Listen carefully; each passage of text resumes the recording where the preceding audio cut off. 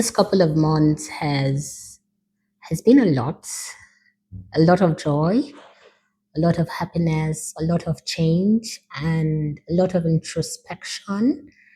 And I was thinking of how I can come on here and talk about what I've learned this past few months with the whole change happening and all. And this is what I realized, yeah, that the soft life that everyone is talking about now on Instagram and TikTok and Pinterest is not about material things. It's not about the latest phones, the latest MacBooks, the latest clothes, jewelry. Those things are important. Traveling, destination, it's important. Those things are, trust me, important, but they are not the main thing. The major thing that certifies you as a woman or a girl or a lady who is about to enter the soft girl era is getting your mind right. It's your mind. And that's where I'm at. That's where I'm at. And I know I can help you. And we can just talk about how you can also kickstart your soft girl era by not giving a damn. Or is it damn? Is it damn or damn? About what people think about you. So that's what this video is about today. And let's ease into it. Get your tea, warm water, whatever. Get your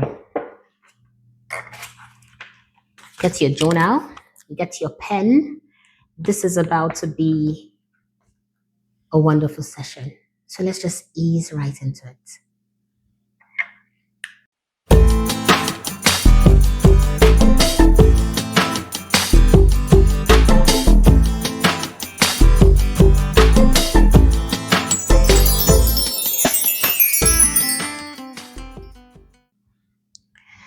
So oftentimes we say we want peace, we say we want joy, we say we want peace of mind.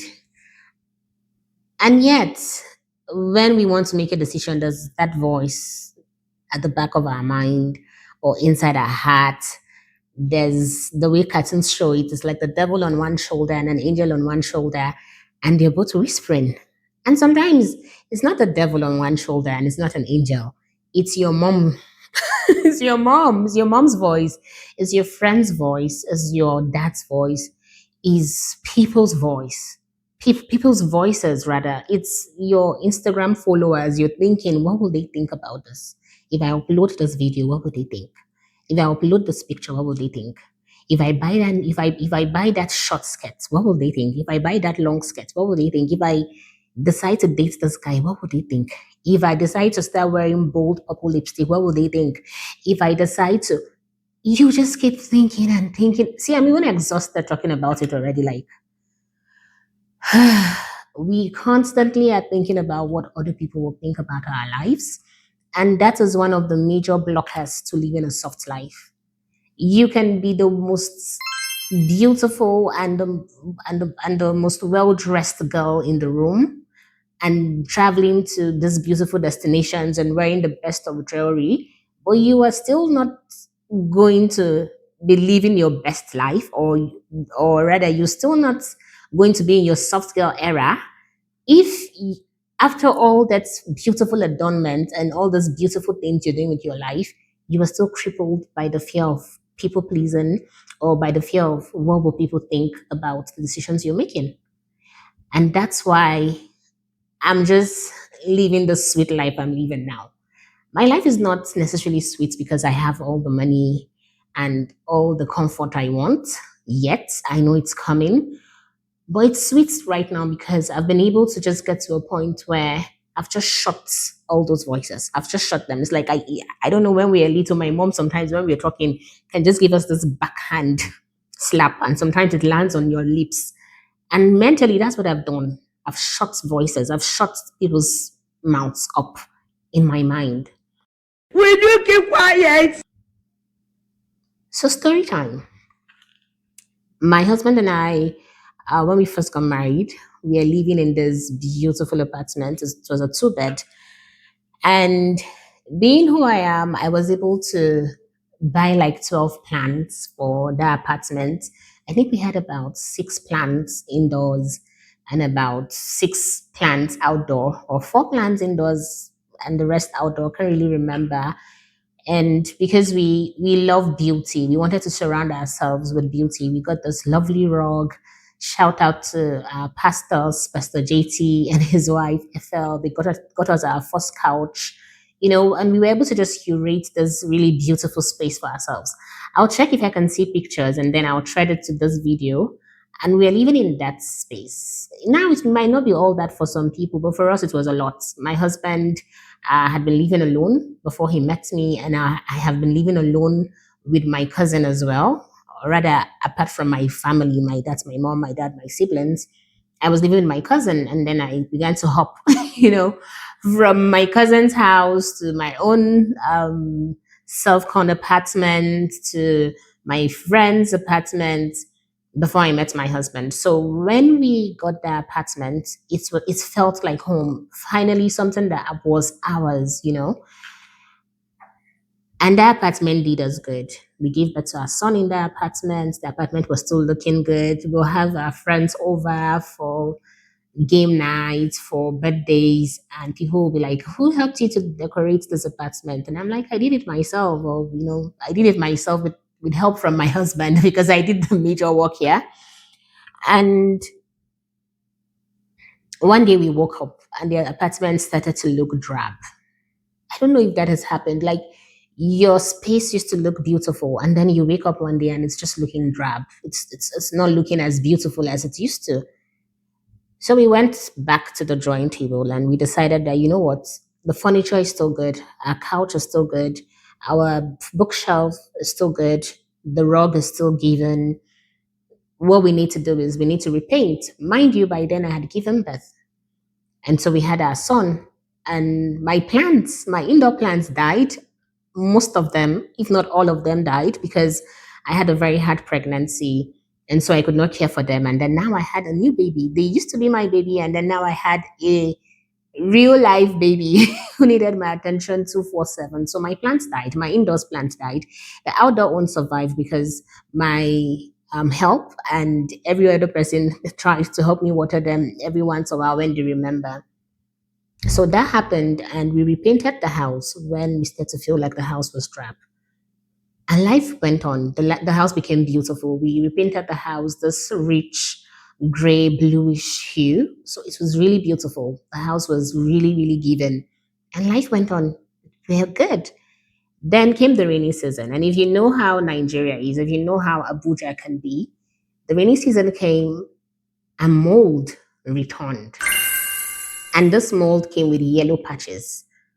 So you can imagine yellow patches of um, mold on the white side of the wall, because it was that bluish grayish hue on one side and then the white or cream on the other side. I think it was white or off white rather. So you can imagine those yellow moldy patches. It was a lot. So we decided that, you know what, we need to leave this apartment. When we decided we needed to leave the apartment, we had two major options, of course. Number one was to rent another house in Abuja or move to a family house where no one was living. We had this family house where there was no one living there. It was just going to be my husband and I and our little son in the house. The house was dilapidated and we were going to renovate the house with our own money and all. So we had those two options. And I was scared of what people will say. I have to tell you that. I have to be really, really honest with you.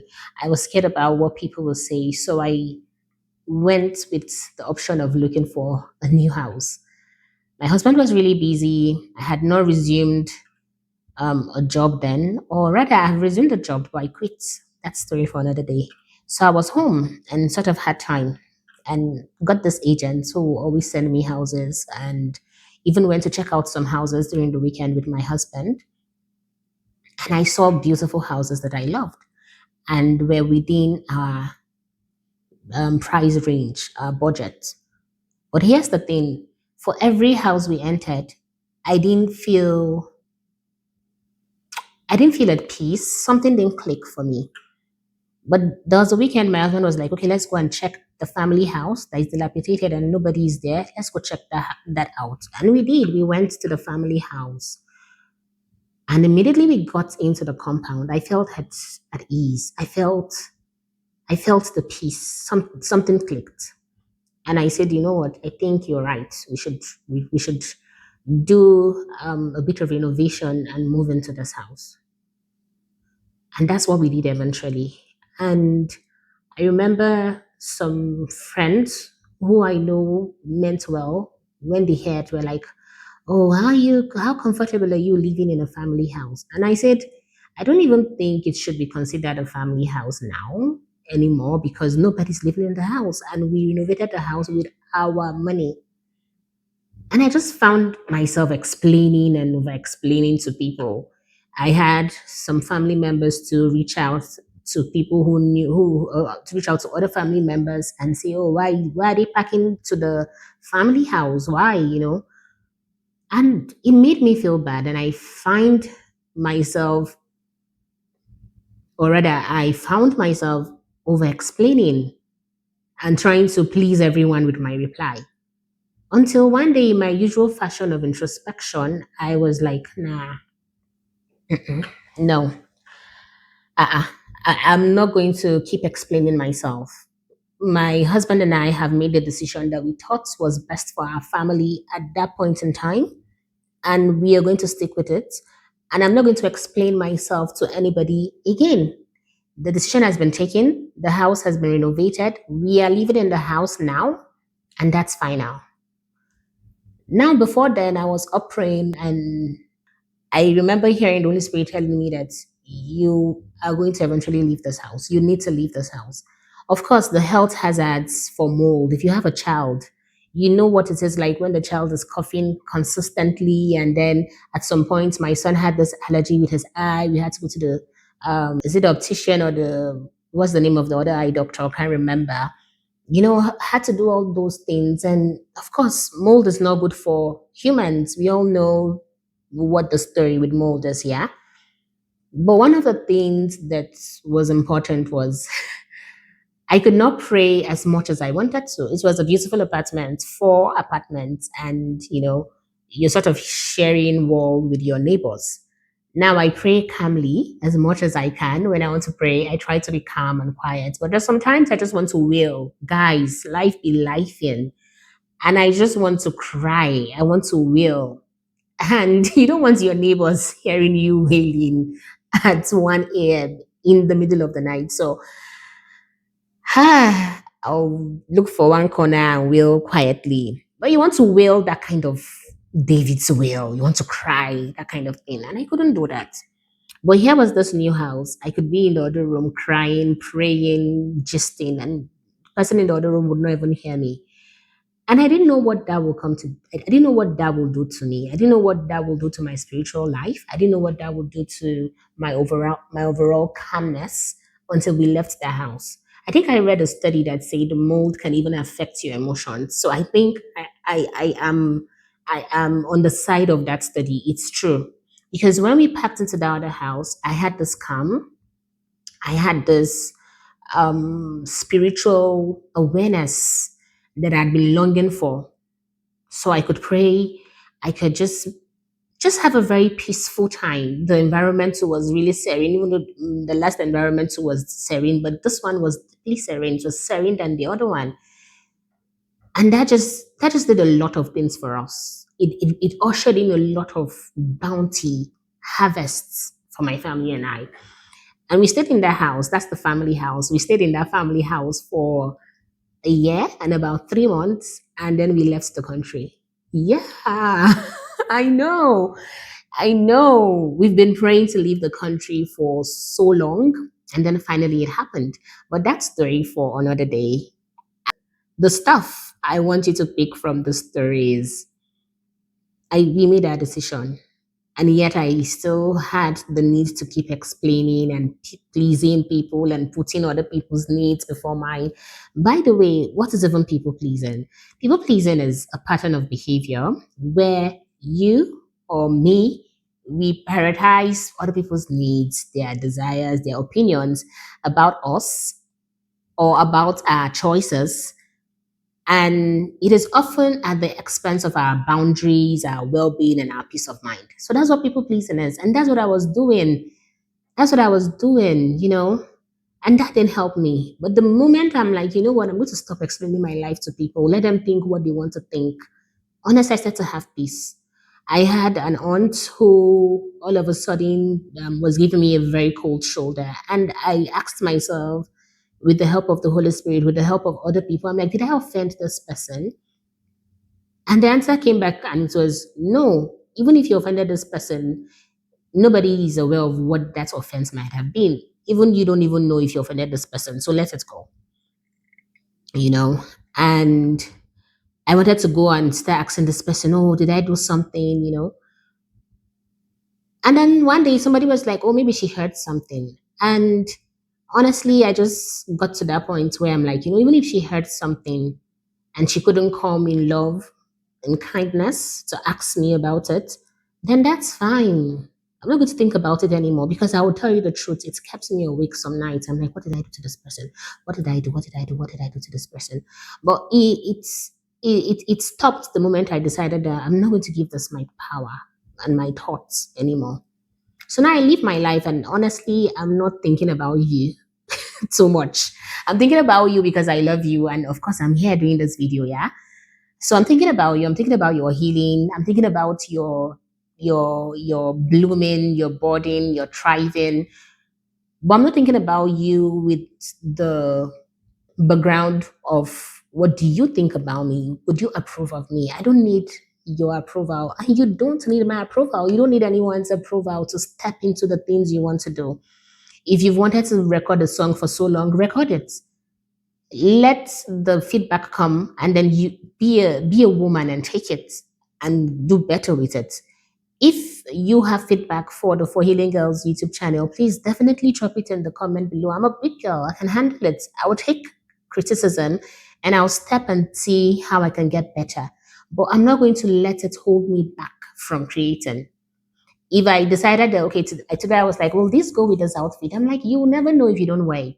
So make your mistakes. That's what life is about. I really think that we're on this planet to just live our lives and make the mistakes. And sometimes we get it right, and sometimes we don't, and that's fine. So you have to step out from people pleasing and thinking about what people think about you and all. And people pleasing is rooted in fear of being rejected, fear of being misunderstood, or if you're someone who people have told you, oh, this girl is too much, oh, this woman is too much, this lady is too much, that can be the fear. But freedom, that's rooted in knowing who you are. Even if others don't get it, even if others don't approve, there's freedom in just saying, you know what, this is me, man, and I'm going to live my life. Like I wake up every morning and it's like there's this music playing, like, oh, she's awake. I just wake up and I'm like, oh, what a lovely day, most times, honestly. And I'm wondering where this newfound joy is coming from. And it's because I've decided to step into the light, the freedom of pleasing myself and pleasing God first before thinking of other people. My my decisions and choices are surrounded by my integrity, my dignity, my morality, my love for Christ. I often try to make the right decision, but I am not going to sit down and ponder and disturb myself anymore about what people think about me. And I want you to do the same thing. So let's raise our glasses, our mugs. And if you don't have a mug, you can raise your journal. To the new you, to the new me, we are stepping into our freedom. Yeah? We're stepping into our freedom. I am inviting you to break free, to stop shrinking, to say no without feeling guilty. Learn to tell people no. Let them be disappointed. Oh, can we hang out today? I know. Today I just want to be indoors and sleep. In a calm, kind way, of course. Do you think you could come over and help me to cook for this birthday? Oh, no, I wouldn't be able to. I really think I've overstretched myself this week. Learn to say no without feeling guilty. Don't overextend yourself sometimes. Kindness should not be forced. Don't force it. If it's a no, it's a no. Don't feel guilty about it. So I want you to rest without apology. Don't feel guilty about resting. I want you to understand that the passive life is not about beautiful Instagram pictures, traveling to the best of locations, dressing well, what all those going to lovely restaurants, all those lovely things that we tag as soft girl. It's not that alone. It's part of it, but it's more about choosing yourself and shutting the voices in your ear that you keep going back to for approval. And you know what? It starts with choosing you. It starts with choosing you, like the way I chose myself, like the way I'm choosing myself every day. Even as a mom, sometimes honestly, I tell that baby boy no, and I don't feel guilty about it. So please, I hope you were able to pick something from this video. I really hope you were able to learn something from this video. And my journaling prompt for this video is how first of all, do you think you're a people pleaser? And give examples of how you've been a people pleaser. And then use this video to write out how you are going to stop and you're going to start choosing yourself. So we've come to the end of this video, guys. It's been lovely speaking to you. It's been lovely hanging out with you. I really enjoyed my time here with my warm water. This is not tea, by the way. I'm trying to be bougie. You have to act it. I really do believe in a bit of faking it till you make it kind of thing. So my warm water and my journal was right here with me. And leave a comment. Please do leave a comment. Share this video, like, subscribe, guys. Please subscribe to this YouTube channel. Send this video to other women who are trying to step into their power, who are trying to heal, to thrive, to bird, to blossom. This is the place to be. You want something refreshing. There's too much noise out there these days, and you want something refreshing. So here on the For Healing Girls channel, we've got you. And as usual, I'm not going to be doing this alone. I'm going to bring in as many of you as possible to just sit down and let's talk about things that matter inward. There's a lot of content out there about your hair, your fashion, and I love such content too. But I also want to add my voice and add my story to the voices who are talking about the inward part of living. And that's what the For Healing Girls YouTube channel is about. So till you see my lovely face again, it is bye.